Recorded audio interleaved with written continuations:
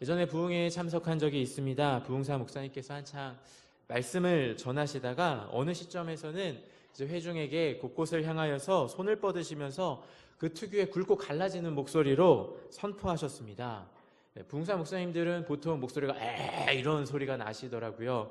그분께서 이제 회중들이 굉장히 큰 곳이었거든요. 그래서 굉장히 큰 기도원에서 이루어진 부흥회였는데 막 곳곳을 이렇게 손을 뻗치시면서 복받을지어다, 여기서 이쪽 복받을지어다, 저 2층에 복받을지어다 이러는 그런 부흥의 현장이었는데요. 그때 참 순수했습니다. 딱 20살 때였거든요. 제가 그때 목사님의 손길이 저에게도 다가오기를 한참을 기다리고 있었습니다. 그래서 목사님께서 저를 향해서 제가 있는 곳을 향하여서 복받을지어다 하시면은 나도 아멘하고 그 복을 받아 먹어야지 하는 마음으로 기다리고 있다가 목사님께서 선포하시는 그 순간 정말 두 손까지 꽉 쥐면서 눈까지 꽉 감으면서 아멘! 정말 큰 소리로 외쳤었던 그런 기억이 있습니다. 제가 스스로 복이 없이는 살 수 없는 연약한 존재라는 것을 너무나도 스스로 잘 알았기 때문이죠.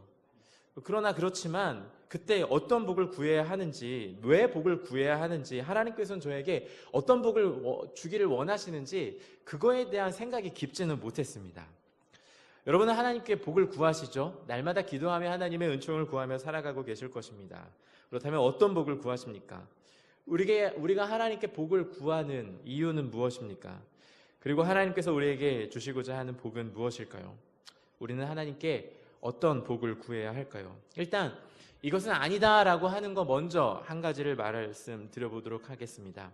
개신교는 비성경적인 것, 그리고 진리가 아닌 것에 저항하여 형성된 개혁교회입니다. 그래서 개신교를 영어로는 리포엄드 처치라고 부릅니다. 개혁된 교회라는 겁니다.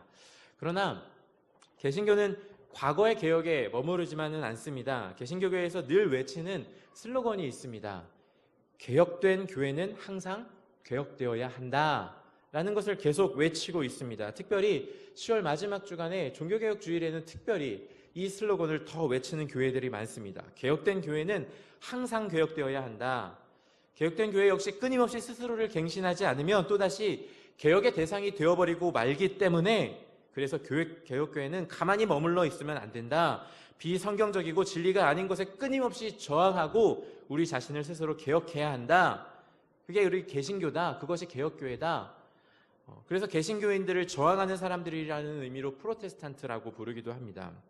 그러한 맥락에서 지나온 시절 우리 한국교회는 스스로를 비판하며 갱신을 외쳐왔는데요.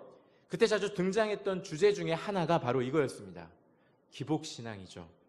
기복신앙을 생명의 말씀사에서 나온 교회 영어 사전이 있더라고요. 거기에서 찾아보니까 이렇게 기술되어 있습니다. 복을 기원함을 목적으로 믿는 신앙, 즉 신앙 대상인 하나님과 그분의 뜻을 추구하는 것보다 자신의 형통과 소원, 성취와 입신양명, 우병장수와 자손 번영 등을 최고의 목적으로 삼는 초보적이고 현세적인 신앙의 형태를 말한다.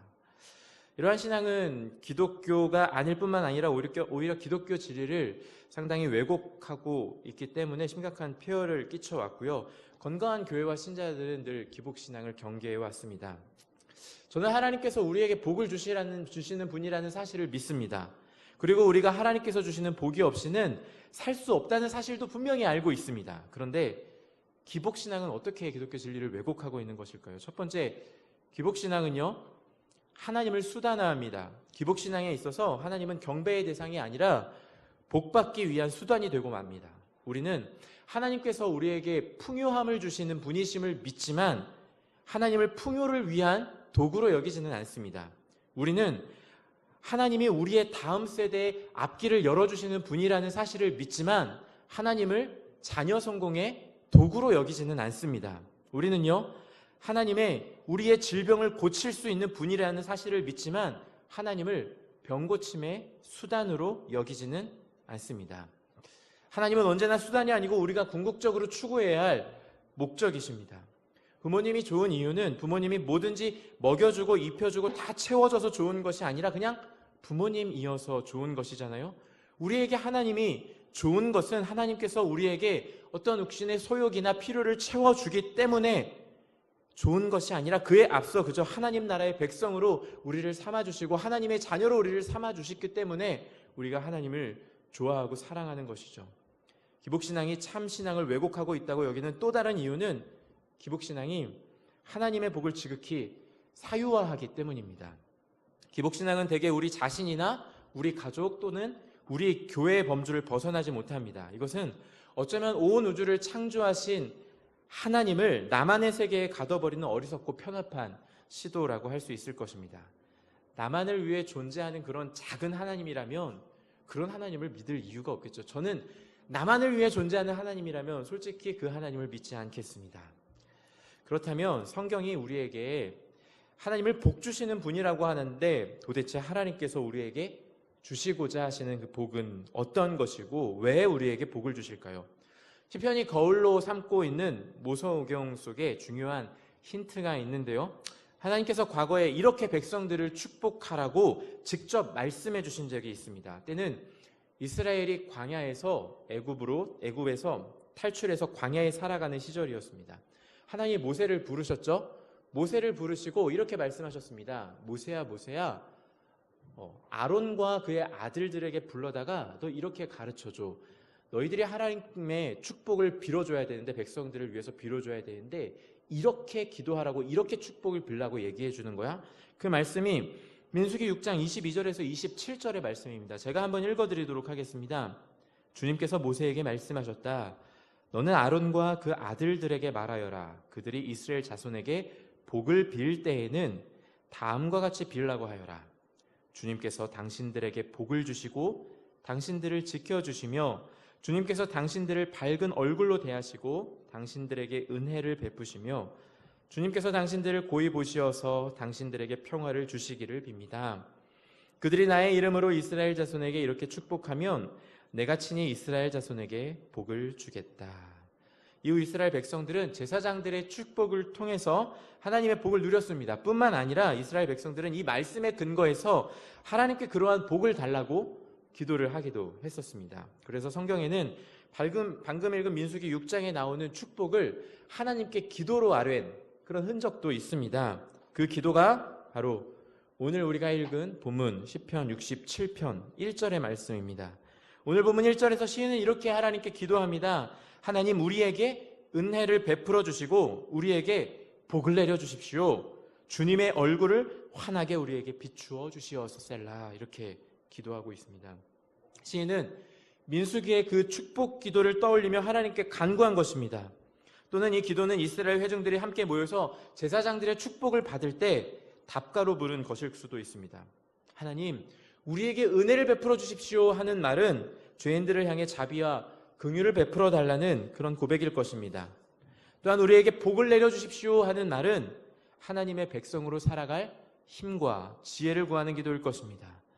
주님의 얼굴을 환하게 우리에게 비추어 주십시오 하는 말은 마치 식물이 햇빛 없으면 살 수 없던 것처럼 인간 생존의 열쇠가 하나님께 있사오니 늘 지켜봐 달라는 그런 고백일 것입니다. 시인이 하나님을 향해 구하는 복은 다른 것이 아닙니다. 시인은 하나님과의 온전한 관계 속에 머물기를 구하고 있습니다. 그리고 거기에서 복이 시작된다고 믿고 있는 겁니다. 신명기 본문에서 자주 등장하듯이 하나님의 백성이 하나님의 말씀을 청종하고 하나님께 순종하며 하나님을 경외하며 살아가는 것이 복의 열쇠라고 이야기하는 것과 동일합니다. 성읍에서도 복을 받고 들에서도 복을 받고 태의 복을 받고 추수의 복을 받고 들어와도 복을 받고 나가도 복을 받고 전쟁 중에 복을 받고 하는 일에 복을 받는 모든 것이 하나님을 경외하는 온전한 관계 속에서 출발한다는 것입니다. 그렇다면 시인이 1절에서 기도한 대로 하나님께 우리에게 은혜를 베풀어 주시고 우리에게 복을 내려주시고 주님의 얼굴을 환하게 우리에게 비추어 주신다면 어떤 일이 일어날까요? 하나님께서 우리에게 복을 주셔서 이런 결과들이 있게 해주십시오. 시인이 이렇게 고백을 하는데 그 복의 결과는 무엇일까요? 그건 이후에 이어지는 시인의 기도에 담겨 있습니다. 참 희한한 것은 오늘 보면 2절 이후를 읽어보면 하나님이 우리에게 복을 주셔서 우리가 어떻게 된다, 하나님이 우리에게 복을 주시니까 우리가 어떻게 된다 이런 이야기가 나올 것 같은데 우리가 어떻게 된다라는 그 사실이 초점이 아니라는 겁니다.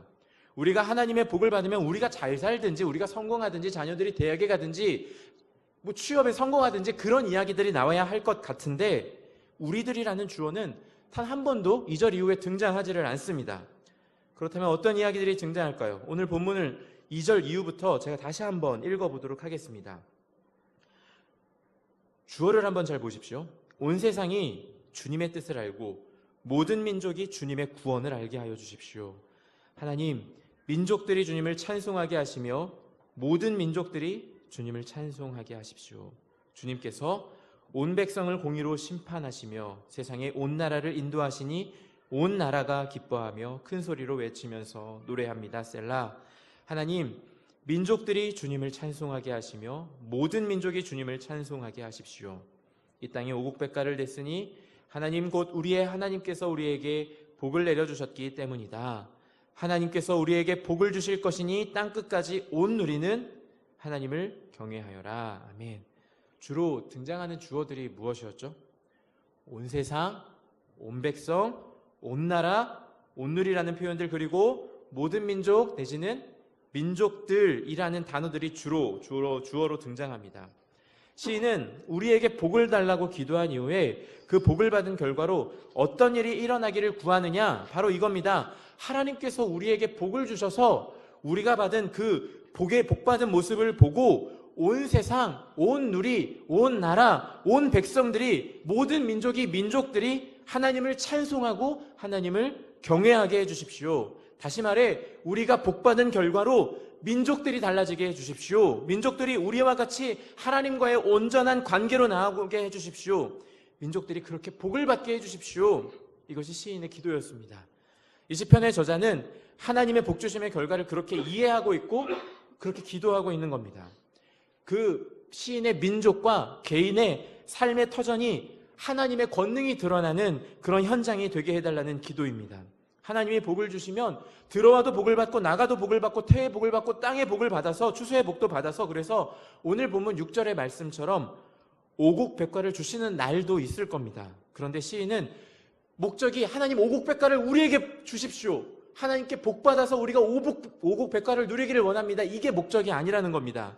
시인이 기도하는 목적은 복 주셔서 오곡백과가 넘쳐나게 해달라는 것이 아니라 그 일을 통해 하나님이 드러나고 온 누리가 하나님의 권능을 목격하게 해달라는 것입니다.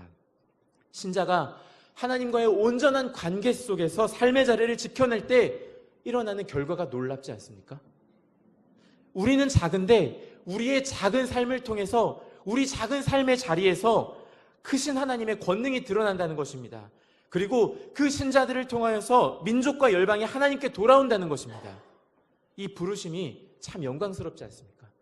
우리가 자주 부르는 그런 축복송이 있죠. 당신은 하나님의 언약 안에 있는 축복의 통로, 당신을 통하여서 열방이 주께 돌아오게 되리, 이렇게 노래하죠. 이게 신자의 삶의 현장에서 일어나는 일입니다.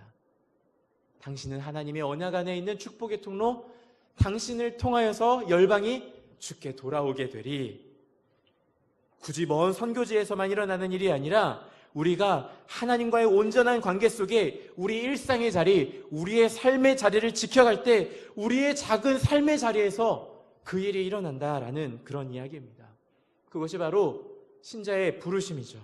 하나님께서 아브라함을 부르셨을 때 하나님은 이렇게 말씀하셨습니다. 창세기 12장 1절에서 3절을 보면 이런 내용이었죠. 아브라함아, 너는 너의 고향과 친척과 아버지의 집을 떠나라. 그리고 내가 너에게 보여주는 땅으로 가. 그리고 내가 너로 큰 민족을 이루게 할 거야. 그리고 너에게 복을 주어서 내가 크게 이름을 떨치게 할 거야. 너는 복의 근원이 될 거야. 너를 축복하는 자에게는 내가 복을 베풀고 너를 저주하는 사람에게는 내가 저주를 내릴 거야. 땅의 모든 민족이 아브라함아 너로 말미암아서 복을 받을 거야. 하나님께서 아브라함을 그렇게 부르셨습니다.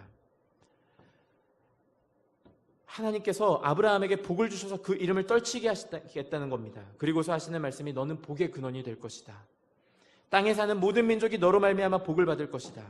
단순히 아브라함과 그 후손에게 땅을 주어서 다른 어떤 민족보다 너희가 더 큰 민족이 되어서 떵떵거리면서 살게 해줄게, 그게 아니었습니다. 아브라함과 그의 후손들에게만 복을 주시고 나머지 이방 민족들은 멸절하시겠다, 그런 이야기가 아니었습니다. 오히려 하나님은 그 반대를 계획하셨죠. 아브라함과 그 후손을 선민으로 택하신 하나님은 그들을 통해 만민에게 복을 주시겠다고 선언하신 것입니다. 그리고 그 일의 중심으로 아브라함과 그의 후손들을 부르신 겁니다. 그래서 아브라함과 그의 후손들은 하나님께서 자신에게 주시는 복을 사유화할 수 없었고 온누리의 하나님의 복을 유통하는 그런 사람들이 되어야 했습니다.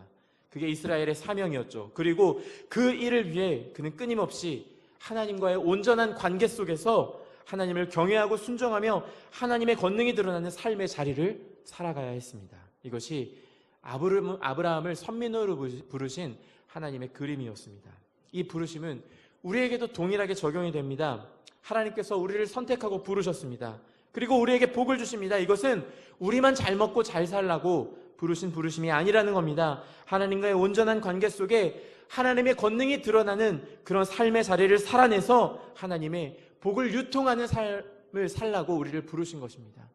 잘 먹고 잘 살라고 부르신 것이 아니라 네가 하나님과의 온전한 관계 속에서 온전하게 세워져서 이 세상을 잘 먹이고 잘 살리는 사람이 되라 하시는 겁니다. 그래서 그리스도인들은 하나님께서 우리를 부르신 그리고 우리를 보내신 그런 삶의 자리에서 세상과 역동하는 그 자리에서 세상에 무관심하지 않습니다. 그래서 우리가 다가오는 지방선거를 위해서도 기도하는 것이고요. 그리고 남북 정상회담을, 북미 정상회담을 위해서도 기도하시는 거고, 나라와 민족을 위해서도 이 가정과 개인과 교회의 테두리를 넘어서 민족과 사회를 위하여서 기도하는 것이겠죠. 나를 부르신 하나님께서 나를 통해 내가 살아가는 세상을 복되게 하실 계획을 세우셨기 때문입니다. 그래서 교회는 세상과 동떨어진 곳이 아닙니다. 세상 가장 깊은 곳에 파고들어서 그곳에서 세상을 변혁하고 하나님의 나라를 세워가는 것이 그 사람들이 교회입니다.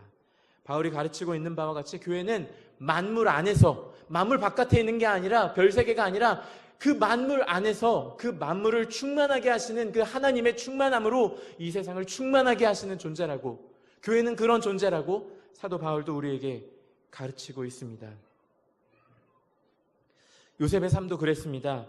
요셉은 노예로 팔리고 누명을 쓴 채 감옥에 갇혔지만 성경은 반복해서 그가 형통했다고 이야기를 합니다. 우리 수준에서는 잘 이해가 안 되죠. 노예가 되고 누명을 쓰고 감옥에 갇히고 사람들에게 잊혀지는데 어떻게 형통하다고 말할 수가 있겠습니까? 그러나 성경이 그를 향해 형통하다고 말하는 이유는 그가 하나님과의 온전한 관계 속에 살았다는 의미였고 그것이 그가 누린 복이었습니다. 그때 그의 삶에 어떤 일이 일어났죠? 창세기 39장 2절에서 3절을 보면 이렇게 얘기합니다. 주님께서 요셉과 함께 계셔서 앞길이 잘 열리도록 그를 돌보셨다. 요셉은 그 주인 이집트 사람의 집에서 살게 되었다. 그 주인은 주님께서 요셉과 함께 계시며 요셉이 하는 일마다 잘 되도록 주님께서 돌보신다는 것을 알았다. 이렇게 얘기합니다. 이방인인 보디발이 요셉의 그 작은 삶을 통하여서 하나님의 권능을 목격합니다. 그리고 또 이어지는 창세기 39장 5절에서는 이렇게 말씀합니다. 여기에서 그는 보디발입니다. 보디발이 요셉에게 자기의 집안일과 그 모든 재산을 맡겨서 관리하게 한 그때부터 주님께서 요셉을 보셨는데 어떤 일이 일어나느냐? 그 이집트 사람의 집에 복을 내리셨다. 이렇게 얘기합니다. 주님께서 내리시는 복이 주인의 집 안에 있는 것이든지 밭에 있는 것이든지 그 주인이 가진 모든 것에 미쳤다. 보디발이 요셉에게 일을 맡겼습니다. 그리고 하나님은 요셉을 보았고요. 요셉에게 복을 주셨습니다. 그래서 무슨 요셉이 노예 신분에서 풀어났다. 다시 부모님께로 돌아가게 됐다. 이런 이야기가 이어지는 게 아니라 보디발의 집에 하나님의 복이 임하였다. 이렇게 얘기를 합니다. 우리에게 주시는 복을 통해 세상이 하나님의 권능을 목격하고 찬송하는 것보다 더 직접적으로 나와 있죠. 요셉을 보신 하나님이 보디발의 집에 그렇게 복을 내리셨습니다. 신자가 복을 받으니 신자만 풍성해지는 것이 아니라 하나님의 권능이 드러나 세상이 풍성해진다는 겁니다. 다시 시편 67편으로 한번 돌아와 볼까요? 하나님께서 신자에게 복을 주시는 이유는 무엇이냐? 신자의 삶에 하나님의 권능이 입혀지고 그것을 통해 세상이 하나님을 경외하도록 하기 위함이라는 사실입니다. 시편 67편 시인의 지경은 자기 자신과 가족과 이스라엘 공동체를 초월해 있습니다. 그는 하나님의 복을 사유화하거나 자신의 사적인 세계에 가두어 버리지 않았습니다. 시인의 가슴에는 하나님이 담아주신 온 세상이 담겨 있었습니다. 그래서 복을 구했고 그것을 통해 하나님의 권능이 삶의 자리에 드러나길 그렇게 기도했습니다. 저희들은 다음 세대를 향한 비전을 가지고 교회를 시작했는데요. 저희가 왜 이 일을 할까요? 주중에 섬기고 있는 샘물중고등학교에서 저는 성경을 가르치고 있습니다. 성경 과목이 있습니다. 일주일에 30수나 있습니다. 성경 과목이 2시수가 있고요. 성경적 세계관 과목이 1시수가 있어서 일주일에 3시간씩 아이들은 이렇게 성경을 배웁니다. 주중에 한 번씩은 함께 모여 예배를 꼭 드리고요. 매일 아침은 복상으로 시작을 하고요. 그리고 부모님도 모셔서 함께 예배하는 시간도 있습니다.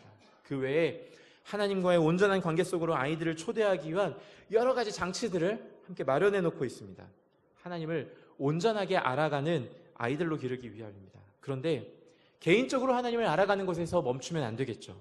하나님께서 우리 개인을 부르심은 우리를 통해 세상이 하나님을 찬송하는 자리로 나아오게 하심이기 때문입니다. 그래서 아이들의 마음속에 온누리를 품고 공부하라고 저는 그렇게 가르칩니다. 학교는 아이들을 공부시켜서 대학에 보내는 것 자체를 목표로 삼고 있지는 않지만 아이들에게 공부 열심히 하라고 말합니다. 왜냐하면 우리 아이들이 앞으로 나가 살아가는 그 세상이 우리 아이들 때문에 풍성해져야 하기 때문입니다. 저는 우리 아이들이 세상 사람들이 바라는 성공을 누리지 못한다 할지라도 우리 아이들이 가는 곳마다 아이들 때문에 세상이 풍성해졌으면 좋겠습니다. 그래서 공부해야 하는 겁니다. 내가 좋은 대학 가고 내가 성공하기 위해서가 아니라 세상을 더 잘 섬기기 위해 공부해야 된다고, 세상을 더 잘 섬기기 위해 실력을 갖춰야 한다고 그렇게 얘기합니다. 공부하는 만큼 세상을 섬기기 위한 역량도 커질 것이기 때문입니다. 아이들에게 공부해서 남 주냐라는 얘기가 있지만 아이들의 공부해서 남을 줘야 된다고 그렇게 가르칩니다. 그래서 학교는 공부를 하더라도 하나님이 담아주시는 온 세상을 품고 그곳에서 섬기는 예수 제자가 되라고 저희 학교에서 자주 쓰는 표현이 있는데요. 100만인을 섬기는 제자가 되라고, 100만인을 섬기는 예수의 제자가 되라고 그렇게 아이들을 가르치고 있습니다. 우리 아이들이 자라서 온 세상과 온 백성을 짊어지는 그런 사람들이 되길 기도하면서 말입니다. 우리 아이들이 다음 세대에 그렇게 자라났으면 좋겠습니다. 제가 경험했던 이야기를 지금부터 좀 나누고자 합니다. 저는 아내와 결혼하고 나서 바로 에티오피아로 떠났습니다. 결혼하고 첫 해를 선교지에서 섬기기로 아내와 함께 약속했었기 때문이었습니다. 그건 저와 제 아내가 하나님의 은혜에 감사하는 저희들만의 방법이었습니다. 그런데 에티오피아에서 살아가는 삶이 쉽지가 않더라고요. 비자를 내주려 하지 않는 그런 정부를 향해 몇 번이나 찾아가서 간곡하게 부탁을 했고요. 은근히 뇌물을 요구하는 그들에게 정직한 방법으로 다가가는 것이 참 쉽지 않았습니다.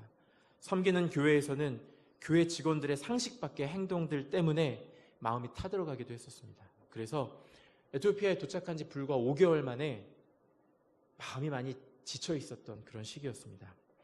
5월의 어느 토요일이었습니다. 저는 원래 차가 그곳에서 없었는데요. 제가 일하던 기관이 차를 가지고 잠깐 운전해서 청년들과 함께 모임이 있었기 때문에 그 시간을 위하여서 운전해서 장을 보러 갔습니다. 그러다가 장을 보고 나오다가 옆에 주차된 차를 좀 긁었습니다. 저는 움직이고 있었고 그 차는 분명히 주차되어 있었으니까 명백하게 저의 과실이었습니다. 차가 평소에 제가 예전에 운전하던 차와는 좀 다른 큰 차라서 제가 실수를 했습니다. 날은 어둑어둑해지는데 사람들은 이 사고 현장으로 몰려들었고 그리고 저와 함께 동행했었던 그 청년 한 명이 있었는데요. 굉장히 당황하고 있었습니다. 사람들이 주변에 한 50명, 60명 이렇게 막 저희들을 둘러싸서 그 분들이 모여 있는데 너무 당황해가지고 어떻게 해야 될지 말도 안 통하고, 그래서 마침 생각이 나 한인 집사님 한 분께 전화를 걸어서 집사님 이거 어떻게 하죠? 제가 차를 긁었습니다. 그랬더니 집사님께서는 그러면은 경찰 부르지 마세요. 경찰 부르지 마시고 그 현장에서 그 당사자와 직접 합의를 보고 그렇게 오시는 게 제일 좋습니다. 이렇게 얘기를 하시는 거예요. 그래서 물어봤습니다. 내가 너한테 얼마를 주면 되겠냐?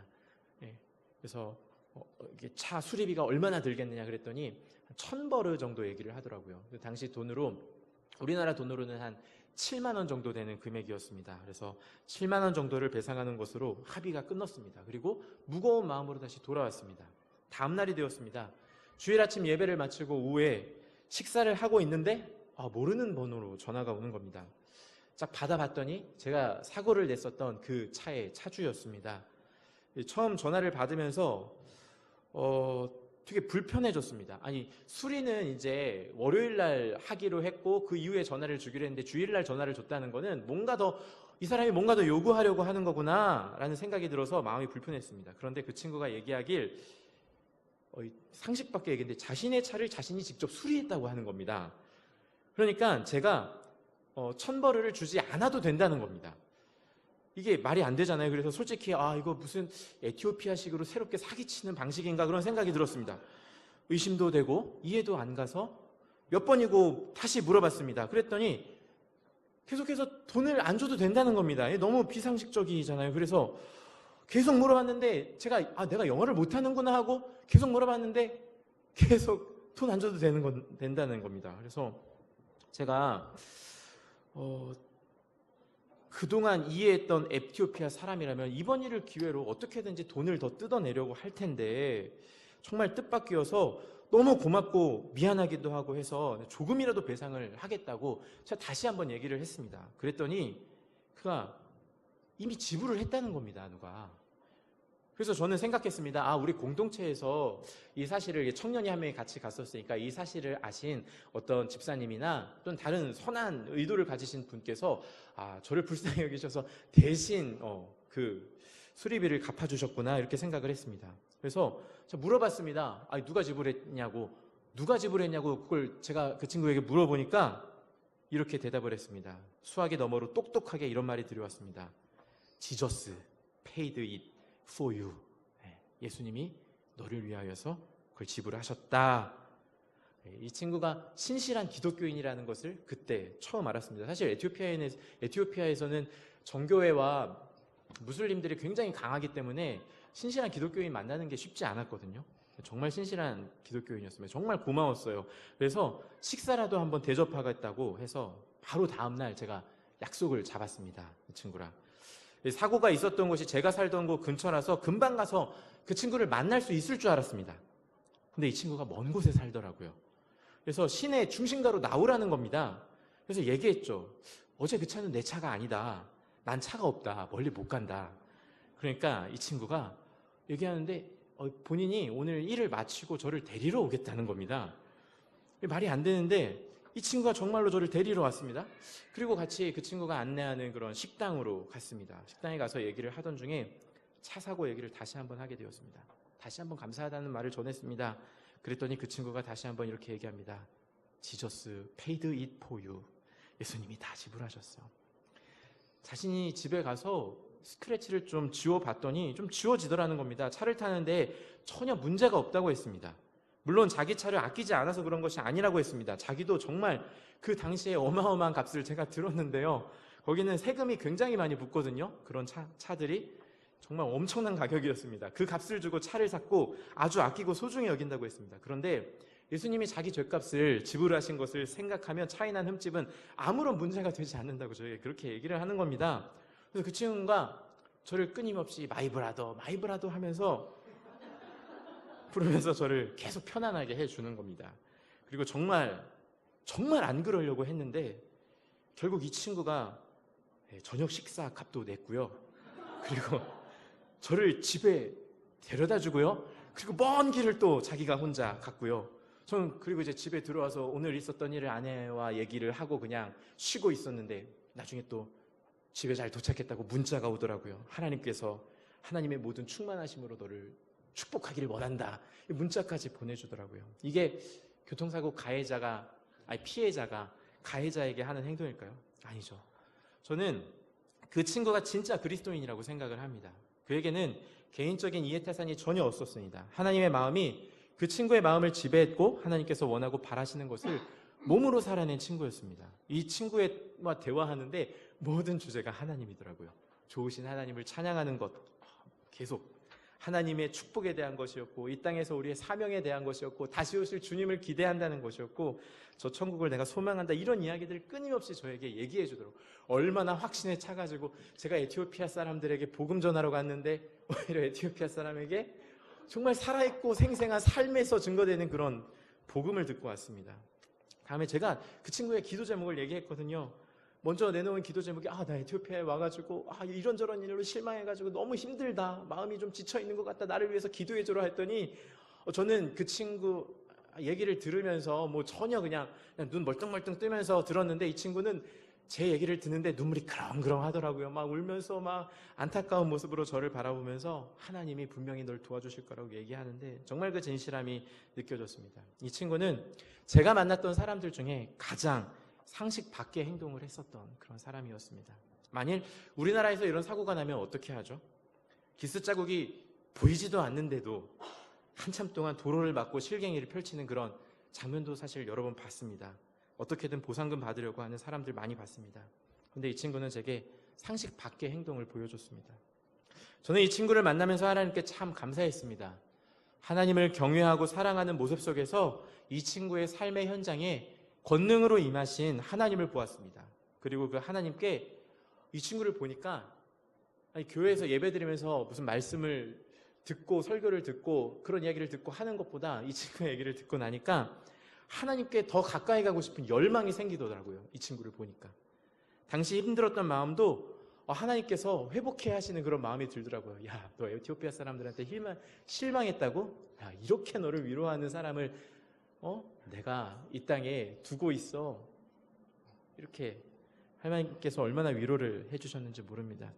저는 그리스도인이어서 이미 예수를 믿는 사람이어서 함께 그 친구와 함께 하나님을 찬양했지만 이 친구의 주변에서 살아가는 사람들은 어떨까? 그런 생각이 들었습니다. 에티오피아의 종교는 주로 정교회나 이슬람교인데 이 친구의 삶의 현장을 보면 에티오피아인들이 진짜 하나님에 대해서 너무 궁금해하지 않을까? 이런 생각이 들었습니다. 어떠신가요? 시편 67편의 글을 삶이라는 것으로 번역을 한다면 이 친구의 삶과 닮아있지 않을까? 그렇게 생각을 해봤습니다. 이 친구가 사업을 하는 친구였더라고요. 이 친구가 사업 일터에서 만나는 사람들은 그 친구의 삶을 보면서 하나님에 대한 어떤 생각을 가질까? 그렇게 생각은 해봤습니다. 복은 이런 거야. 복은 이렇게 받아서 이렇게 누리는 거야. 그렇게 외치는 그 생생한 삶의 모습을 보았습니다. 이제 말씀을 정리하겠습니다. 우리가 하나님을 경외하며 순종하는 온전한 관계 속에 머무를 때 우리의 삶은 하나님의 권능이 드러나는 현장이 됩니다. 그리고 열방은 그것을 목도하고 하나님께 돌아올 것입니다. 권능으로 임하신 하나님과 동행하는 우리 삶이 하나님의 공의와 인도를 설파하는 메시지가 되기를 기도합니다. 이제 함께 하나님께서 우리에게 주신 말씀을 마음에 담고 하나님께 찬양으로 우리의 헌신의 고백을 담아 하나님을 찬양하도록 하겠습니다.